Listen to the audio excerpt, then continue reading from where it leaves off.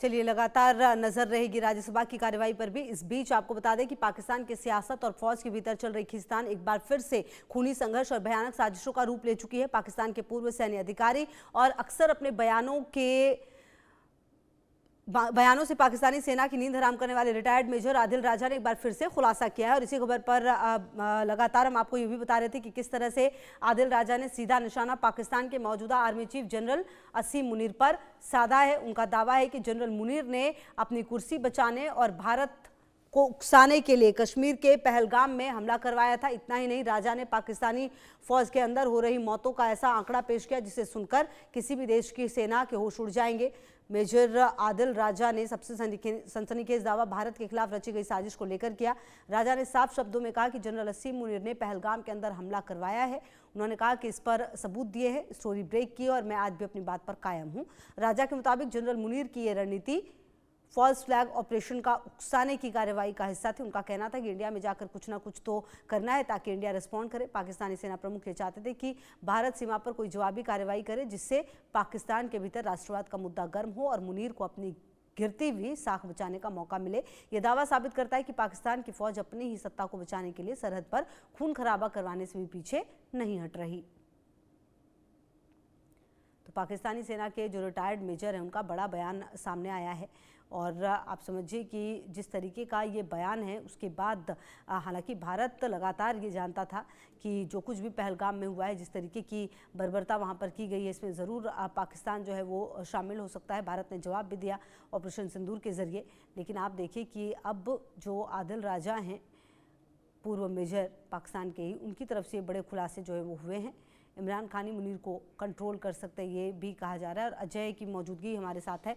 अजय, देखिए, जो ये खुलासा किया गया है ये भी अफगानिस्तान में भी जो खेल चल रहा है वहाँ से लेकर और जो भारत में खूनी खेल खेलने की कोशिश की गई, सब कुछ एक एक करके बताते हुए नजर आए हैं। ने इस चीज को पूरे तरीके से साफ किया है कि आखिरकार क्या हुआ। 3 साल में 3000 पाकिस्तानी सैनिक कैसे मारे गए, कैसे भारत के खिलाफ षड्यंत्र रचा गया, कैसे जो पहलगाम हमला कराकर एक बार ये सुनिश्चित किया गया कि सरहद पर जो है वो हालात खराब हों ताकि उन्हें अपनी कुर्सी बचाने का मौका मिले। क्योंकि आप देखें तो जब आसिम मुनीर सत्ता में आए थे, यानी कि जब वो उनको कुर्सी मिली थी आर्मी चीफ की, तभी कहीं ना कहीं सवाल थे, कई ऐसे जनरल से जिन्होंने सवाल उठाए थे। तो ऐसे में कहीं ना कहीं ये जो किया जा रहा था, एक चीज तो बड़ी स्पष्ट थी कि जो हो रहा है उसमें सरकार की जो सीधे तौर पर सरकार जो है वो घेरे में आती। तो ऐसे में कहीं ना कहीं हालात ऐसे बना दिए जाएं ताकि किसी भी तरह से सवाल उठने की गुंजाइश ना रहे। उस चीज को सुनिश्चित करने का प्रयास जो है आसिम मुनीर करना चाहते थे, इसलिए उन्होंने हमला किया। मगर अब पाकिस्तान के अपने लोग ही इस पूरी पोल को खोल रहे हैं और बता रहे हैं कि आखिरकार किस तरह से उन्होंने ये चाल चली, किस तरह से हालात खराब करने की प्लानिंग की गई।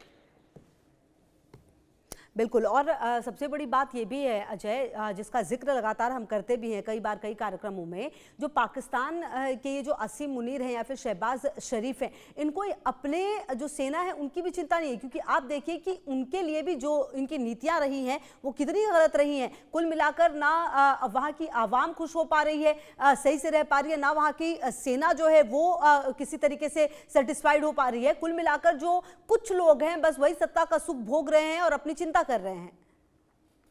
देखिए, बिल्कुल ये आपने बिल्कुल सही कहा कि पाकिस्तान में दरअसल सिर्फ वही लोग जो हैं वो काबिज रह पा रहे हैं, जो लोग कहीं ना कहीं इस तरह से अपने आप को बनाए हुए हैं ताकि वो सरवाइव कर सकें। अगर आप देखें तो इतिहास बताता है कि किस तरीके से पाकिस्तान में सत्ता में लालच में करप्शन करके पैसा बनाने के लेकर ये तमाम जो है वो पाकिस्तानी सेना के जनरल्स और कई ऐसे बड़े बड़े ब्यूरोक्रेट्स और मंत्री जो हैं वो रहे हैं, बाद में वो विदेश चले जाते हैं। यही हाल जो है वो पुराने सत्ता के जो राजनेता रहे हैं उनका रहा, वही हाल जो है वो सेना के जनरल्स का रहा है।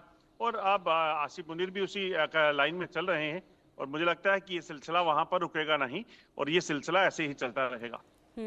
बिल्कुल। और जो स्थिति है, एक बात ये भी अजय तय है कि ये जो जितनी बातें पता चली उससे ये तो तय है कि पाकिस्तान की फौज की हालत बहुत ज़्यादा ख़राब है। और शायद यही वजह है अजय, जो पिछले कुछ दिन से हम देख रहे हैं कि बीएलए किस तरह से हमला करता है तो पाकिस्तानी सैनिकों की जान चली जाती है। अभी टीटीपी ने हमला किया था तो कल 9 पाकिस्तानी सैनिकों की जान चली गई थी। कुल मिलाकर जो कमज़ोरी है पाकिस्तानी सेना की वो सबके सामने आ रही है।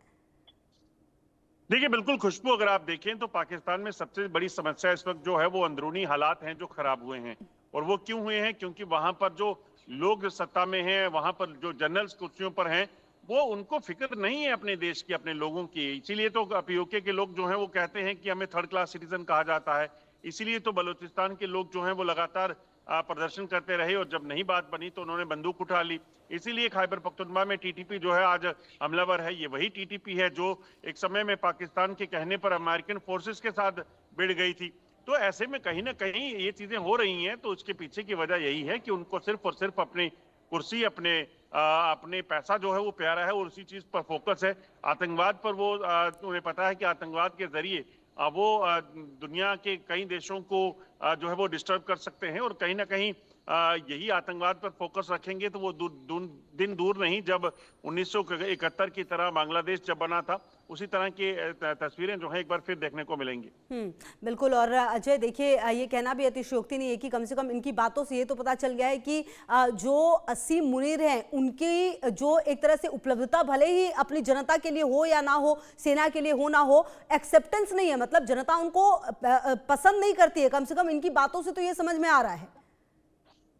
बिल्कुल, आपने सही कहा। और आसिम मुनीर जो हैं वो सत्ता में सिर्फ इसलिए काबिज हैं क्योंकि उन्हें पता था। देखिए, एक प्लानिंग की गई थी उस वक्त जब पाकिस्तान में सरकार इमरान खान को जेल भेजा गया था। तो उस समय जब चुनाव कराए गए, चुनावों में नतीजे जो निकले, नतीजों में इमरान खान की पार्टी को नीचे लाना, शहबाज शरीफ को, नवाज शरीफ की पार्टी को जो है, शहबाज शरीफ का तो कहीं नाम भी नहीं था, नवाज शरीफ की पार्टी को जो है वो सीटें दिलाना, और इतनी सीटें दिलाना ताकि वो गठबंधन की सरकार बना पाए। और फिर गठबंधन के लोगों से ये कहलवाना कि नवाज शरीफ नहीं बल्कि शहबाज शरीफ या फिर कोई और प्राइम मिनिस्टर बनेगा, तभी हम जो है वो समर्थन देंगे। सोचिए, शहबाज शरीफ का कहीं नाम नहीं था गलियारों में, मगर उन्हें जो है वो सामने लाया गया। नवाज शरीफ की जगह शहबाज शरीफ प्राइम मिनिस्टर बने, और उसके बाद नवाज शरीफ जो है एक तरह से साइड लाइन हो गए। और उसके बाद जो है वो आसिम मुनीर का आर्मी चीफ बनना, उसके बाद लगातार सुर्खियों में रहना। अमेरिका, जब किसी भी दो देशों के बीच में जब कोई बातचीत होती है, कोई अच्छे रिश्तों की बात होती है, या तो विदेश मंत्री जाते हैं या फिर प्राइम मिनिस्टर जाते हैं। बिल्कुल, लेकिन यहाँ पर तस्वीर जो है वो कई बार ऐसी नजर आई है कि आसिम मुनीर अमेरिका तक पहुंच गए थे ट्रंप से मिलने के लिए। बहुत शुक्रिया आपका अजय, इन तमाम जानकारियों के लिए। लगातार रहेगी नजर, तमाम खबरों पर नजर है, आप रहिए हमारे साथ, देखते रहिए।